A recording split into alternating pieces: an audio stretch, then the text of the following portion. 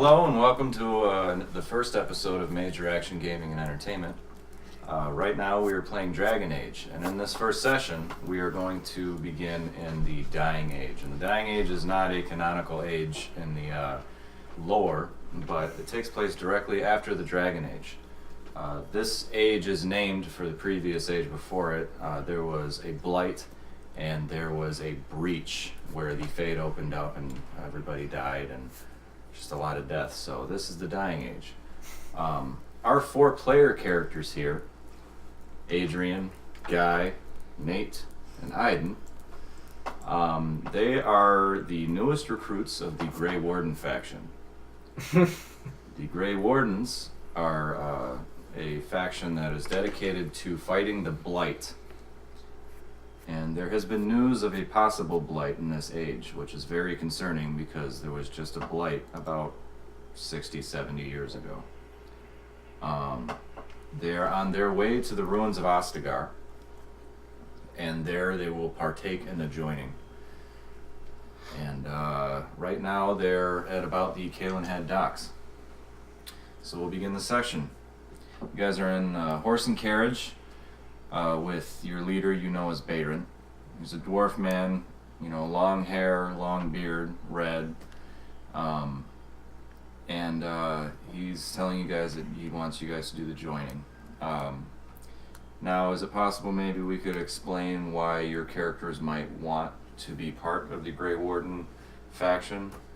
Examples would be maybe you were a criminal and you had to find that through ways reiterate what was in the trailer a little bit. Okay, so the Grey Wardens basically have the right of conscription, and they can take anybody that they think is good enough to be a Grey Warden, no matter what their past offenses or what their situation is at the time.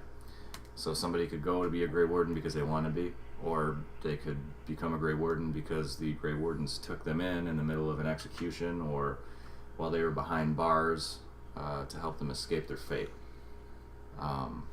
So, who here was a criminal? You were definitely a criminal. You were a pirate. Yep. Does leaving the tower count? That would help you when it comes to being an apostate, definitely. Yes, that would make me a criminal as well because I'm an apostate, which is a mage that isn't in the circle. Mm-hmm. For anyone, I don't know if we mentioned this yet, but we are going to assume that there's a little bit of common knowledge on Dragon Age.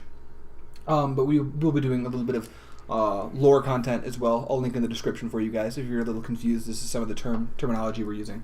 But me and Aiden here are both playing apostates, which are kind of just illegal mages. We're mages with no licenses, which is illegal in its own right. You have your mage license? Yeah. And then Guy here is, what are you, a pirate? Smelly pirate. And I think Nate just smells. I'm just here. You're just here? Yeah. I'm just here. And I guess this would be a good time to... my character's name, if you watch the trailer, you already know this, but I am Decius Diazaldo. I am the first member of the orphanage. And I'm sure you guys have seen the first member, don't forget. Hey, I came up with the original plot first. My parents died first. I'm the oldest. And a lot of my motivations are tied to the Orlesian nobles killing my parents off. So that's kind of why I'm out here adventuring. Guy, what about you? So Scudo, kind of a somewhat similar story. His parents were killed by pirates, and he tried to take revenge on the captain. Didn't work out too well, and being raised as a pirate wasn't really too good at integrating into society, and eventually wound up doing criminal stuff, and to avoid being stuck in jail, he joined the Grey Wardens. Shit is fine. Shit is fine. Yeah, we can say the trick is but, to not spam it. But stuff is fine too. Shit and stuff are both fine. Shit and stuff. What about you, Nate? I saw the wagons passing through town, saw an open sea, and jumped on board. I'm like, I've got nothing else going on. I just like rocks and axes. If your dwarf is as dumb as you and says a word like open sea... That's pretty good. And then, Aiden, what about your character? Oh, wait, was it open seat? Yeah. Oh, I thought I said open sea, like a vacant seat. I was like, what the hell?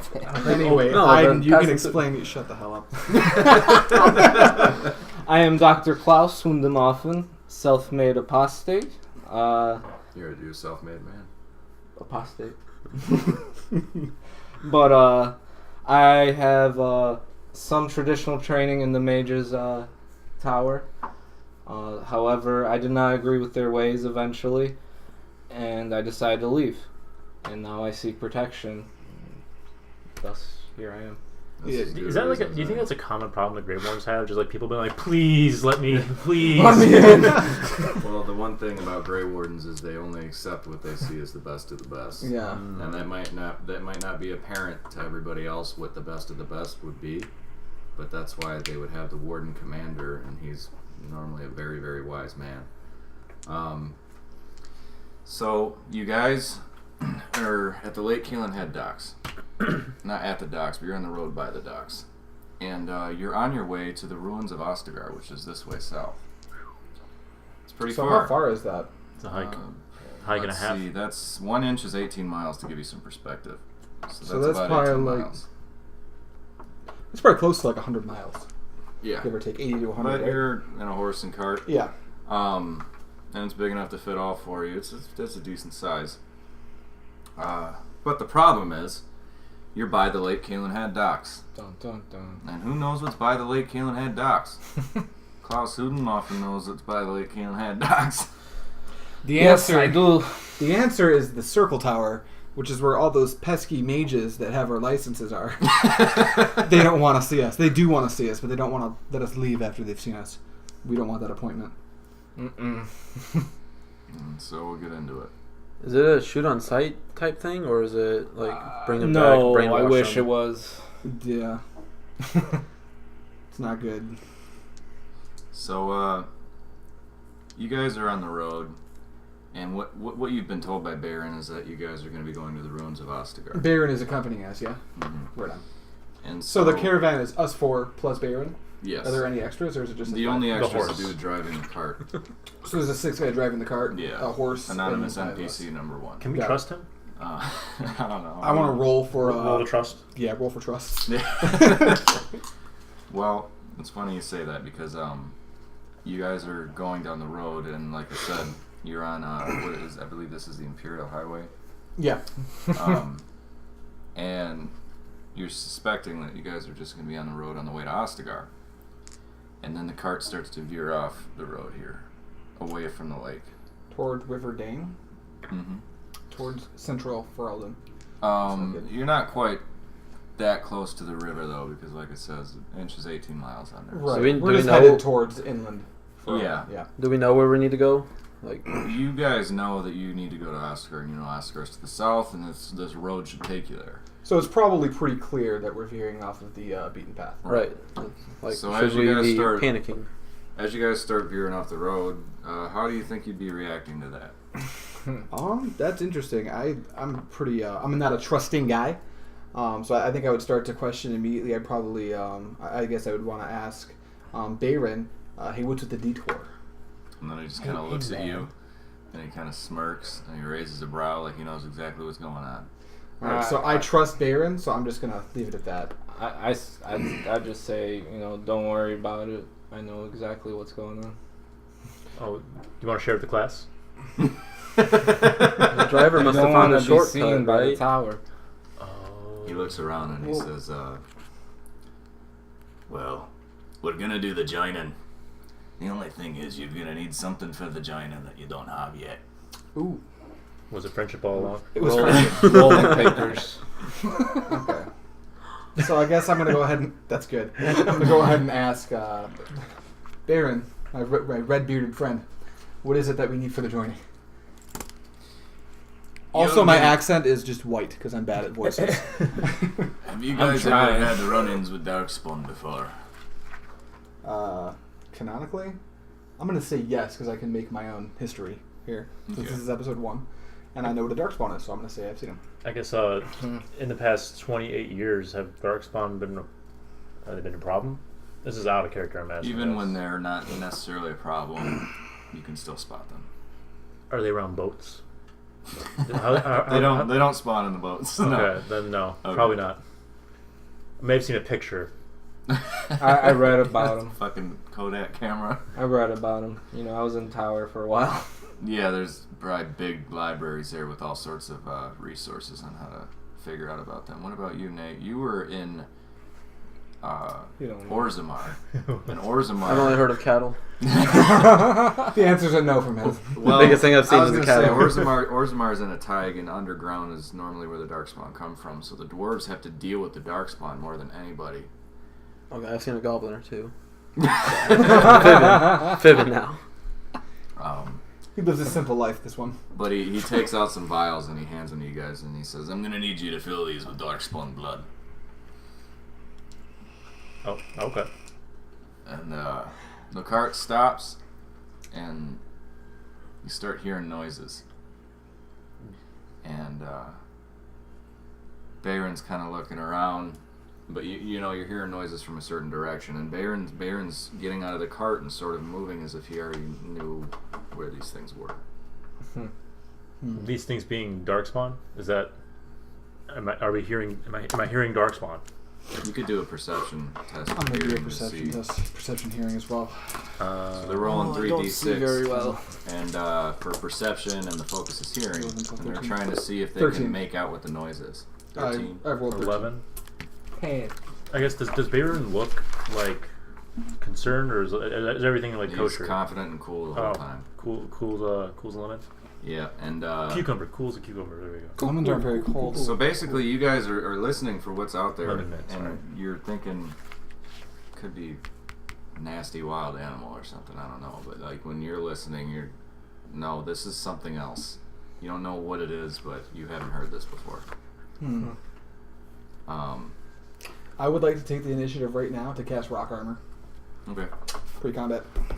So rock armor is going to give him an armor value. Real quick spell lesson, just so everyone knows. Rock Armor is just a type of spell you can use in combat or pre-combat. It costs 3 to 8 mana points, depending on how long you want to have it for. And it's going to make my skin very, very hard, and I'm going to have a higher defense. And if I roll it now, it'll be ready by the time we battle, if we battle. That's Adrian's magic corner. Adrian's Magic Corner. Woohoo! Or DC's Diazaldo's Magic Corner. So canonically, like Diazaldo, as he's like getting out of this wagon, just kind of like looks away from everyone else and starts talking about spells. And over here, Dr. Klaus is like, I already know. Shut up. So you guys are here are the wagons not there anymore because you're walking you're walking with Bayron, and Bayron goes pretty far off into like the woods where the trees are pretty thick and it's hard to see past them, and he keeps moving as if he knows where these sounds are coming from, but he looks to you guys and he tells you, all right, we're gonna have to get low, and Get low. so basically he's trying to make a stealthy approach to whatever it is. That these voices are getting louder, and even you guys are starting to realize that this isn't something you've heard before. It sounds mostly like grunting and screeching and like just nasty. No words or nothing, just Mm-hmm. Never heard that sound before. Speak up a little too. And so as you guys keep going further and further into the forest, he stops you. Baron does. Mm-hmm. And he hands Valcor like a looking glass. Does he really want to hand it to Valcor? Yeah, They're both. that's what they're dwarfy people, man. You know? Yeah. No, we got that. And he's like, Whoa. and he tells Valcor, he's like, look out there in the clearing. And right past the trees where it's hard to see with the naked eye, there is a clearing out there, but it's hard to tell what's out there. gonna So roll yeah, you for can that. go ahead and do a perception. See if I can seeing get test. anything else. What time is it? Right 11, now? 12? It's like midday. Midday. Midday? Noon? Okay. 12. I thought you were asking for like 12? the real life Okay, time. I'm so like, why you you're looking don't you have past a the watch? trees and you're seeing a blur of things that are moving around past the trees, and they look humanoid, but So they're fast. Just chimpanzees. they're quick, but you don't know exactly what they are yet. Just chimpanzees. No worries. I've read about just this. just bonobo. I've read about primates on the internet, the fantasy internet. Well, he tells you guys, all right, so We're not going to be able to sneak up on these guys.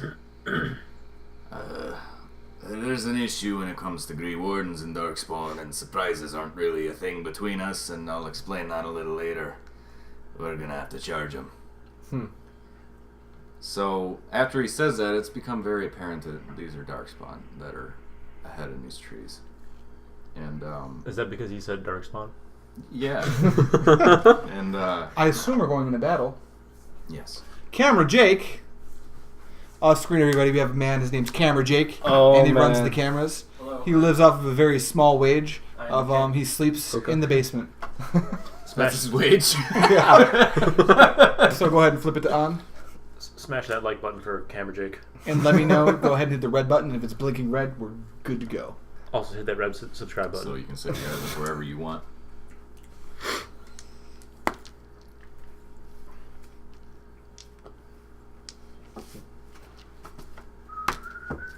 Is it good? Is it blinking red from your end? No. Like the screen? No. Screen actually went off. Screen went off. Do a quickie. No, it's Oh. fine. We're not going to cut it. Okay. A few technical difficulties are fine for episode 1. No, there's nothing blinking on my end. Did you hit the red button? Yes, I did. That guy knows how to do it. It's on. And press the red button. And nothing's going. Is there another button that we need? Is the screen off? Screen's on. Okay. And then it turned off. It turned off? Baron. Do I have Okay. to like hold the red button? There's a button that says The LV on the front panel. Fancy block. Give me Baron. That'll do it, huh? Nobody said anything about the LV button. Oh, I'm sorry. I didn't even realize. I was Jake until today. They just He made was me Camera Jake. now he's Camera. Yeah, this is his first time being Camera Jake. We're not going to cut this just because we believe in transparency over here at Major Action Gaming and Entertainment, and that means you get to see our blunders, just the our condo. wonders, our goofs, our gaffes, our boofs, and a little bit of a spoof. Major as garbage well. fire. Major gaming. garbage fire entertainment. Anyway, you'll see here, assuming, hey, Jake, you can see that from the viewfinder, right? Yeah, yep. We're going to kind of try our best to show a little bit of what happens in combat. You're going to notice this little window right about there. So, moving on. Alright, so what you see ahead of you And you're good, I'll call you. are 3 very humanoid figures about your guys' height, except for you, Valcor and Bayron. So Bayron's going to look at these guys as he's charging, and he's going to yell back to you guys, Herlocks! And he's going to charge right with my bro He's going to charge right for that black miniature there. Baron is. Bayron is charging for him. Just real quick, for anyone who's wondering why I moved it around, I mistakenly put the mages right in front, and we are very squishy. Yeah. He's done us a service, this Yeah. man over here. So we're going to need some initiatives. Initiative. Real quick, again, we're expecting some common knowledge of the game as it is, but initiative for anyone who maybe just popped on here, a friend of the show, someone we asked to watch this initiative. We're just going to roll some dice, add some numbers, and we're going to take turns in order of initiative from the highest number to the lowest.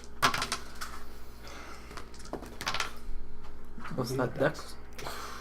I was about to ask the same thing. It's been a minute. That's dex. dexterity. 13. It's been a long All week. of our decks? Holy shit. Yeah, you're just going to go first every time. I got 17. 17, okay. Forgot my guy's quick on his feet. What about you, Valcor? 11. 11. And I beat Valcor? 9. 9. My dex is only. I'm just like you. My dex is only. Y'all suck. Alright, so combat's going to commence. I almost said consume. First up in initiative is take a guess. Is it Baron? Or is it Guy?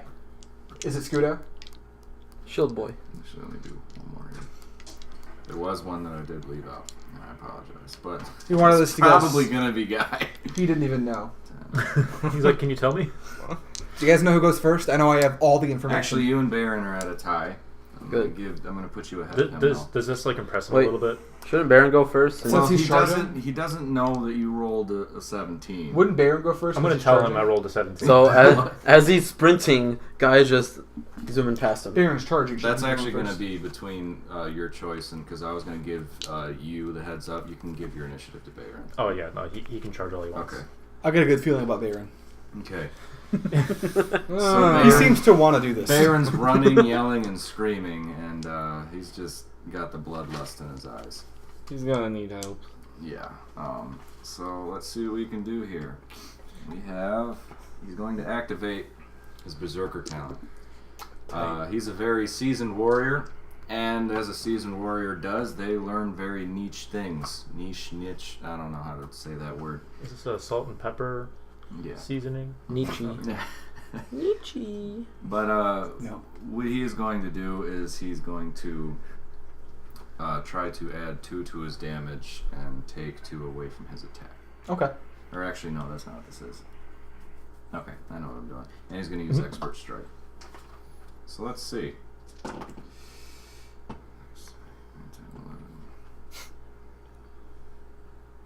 Okay, he definitely hit because he's got an 18 base. And now we're going to do damage. He's attacking with a 2-handed axe. Big ol' axe. Pump. He's got it in his hand right now, actually, as you can see. So, that is going to be 3d6 damage. 9, 10, 11, 12, 13, 14, 15, 16, 17, 18, Oh. 19. Ooh. Whoa. That's like half my life. That's a big number. Baron does 19 damage on the first blow. Wow. Bump, bump. Ba-dump, dump. Next Hold up on, in copyright. initiative is going to be Scudo. Scudo. All right.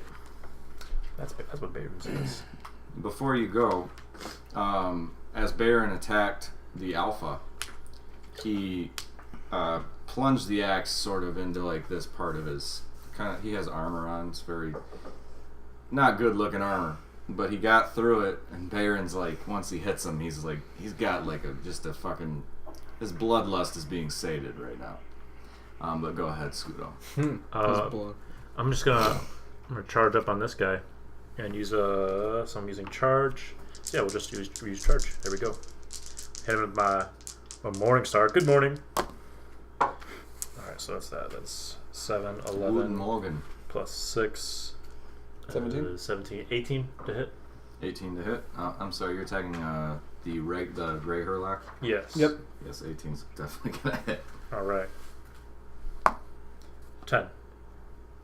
10 damage? Mm-hmm.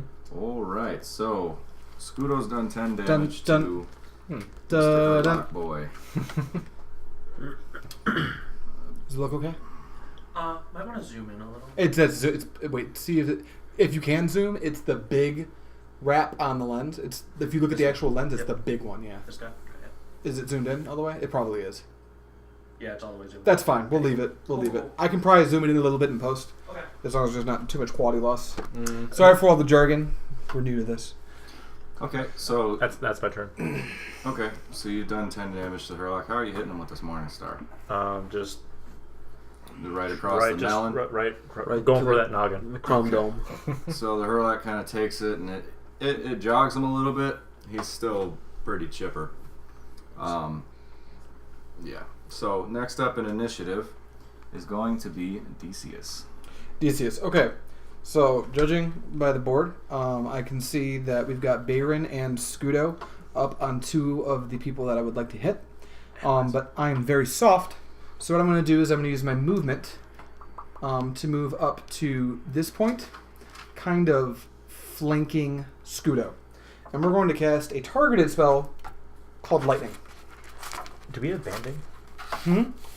That's a joke that the one guy that just got that joke is mad at you. Okay, lightning, very simple. It's just a magic attack. It's targeted. It's technically it's in the primal school for anyone who's wondering, and we're gonna see if it hits. It hit. Just in case you're wondering about the number, it's 9, 10, 11, 12, 13, 14, 15, 16, 17, 18, and my target number is 16. So we've hit. You using lightning on which one now? I'm using lightning on the guy Scudo just attacked. Okay.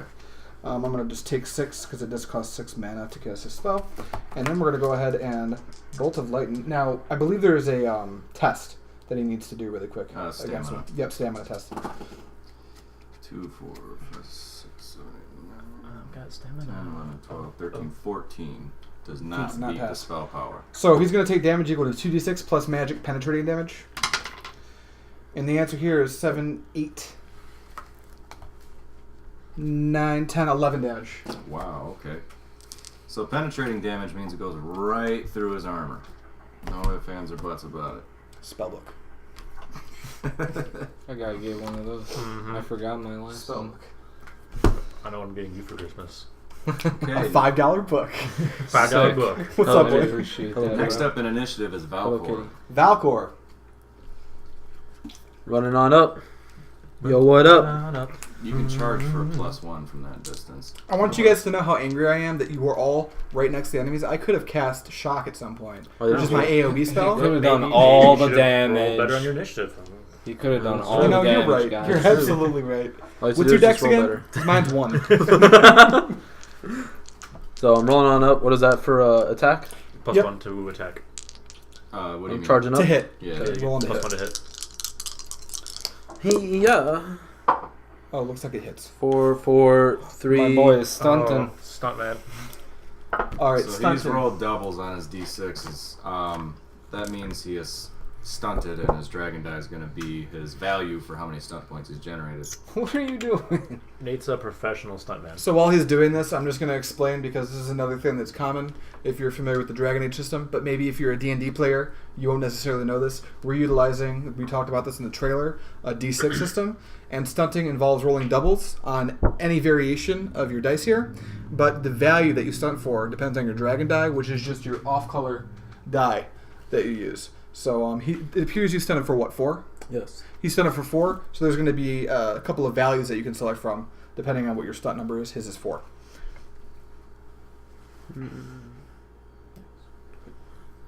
Can I That's lightning nice. attack my throwing axe? You want this? If you attack, Papers. like, are you going to melee attack first? Yeah, Yeah. because Well- I can't do 2 melees unless they're adjacent, which I'm not adjacent. So charge is your major action. Mhm. You'll have a minor action to ready your throwing axe. So yeah, you can do that. Okay. And while you're deciding that, Jake, is Nate too much in the shot? I'm wondering. Can you still see just this area? Yeah, I can still see that area. Nate is not in the shot. at We're all. good. Cool. I just wanted to make sure. Thanks, buddy. Yeah. I'm thinking about. Ooh, I'm thinking never about mind. you. I'm gonna do mighty blow. Mighty blow. Mighty blow, knock prone. Yes. So he's gonna knock him down and hit him hard. That's what Yeah. matters most here. All right. So my battle axe does 2d6. Mighty blow would add an extra 1d6. Now I'm You're doing a gonna- total you're of. gonna add your strength to the damage as well. I'm doing Kill him. 3d6 and knocking him on his booty. Plus strength. Can we get that deep fried sound when I hit him? Just a little. Oh, Oh, no, with no. those rolls. Uh-oh. Wah, wah. Snake eyes. 3, 4, 5 plus another 5 is 10. 10 That damage ain't plus bad point. for a That's- bad roll. Dun dun. He's knocked prone. All so I'm right, just so gonna- 10 damage on the other one. Okay. Hey, it's pretty good. Hey, that's pretty good. Hold on, trademarks. We can't. So Yeah. you kind of swung your axe at him, and his footing was off. And once he got hit, like it didn't get him too deep, but it knocked him down. But you can see that his damage-wise, he looks like he's still doing okay. Okay. That's good. Next up in initiative All the more to hit. is the big Herlock. Next up in initiative, we're finally going to see one of the enemies hit. However, it's going to be on the next episode, just so you guys know. It's going to be 2 episodes a day. And you go in the description of this video, or at the end, it'll be the video on the screen you're about to see right now. Click over there and see the rest of this battle. Be right back.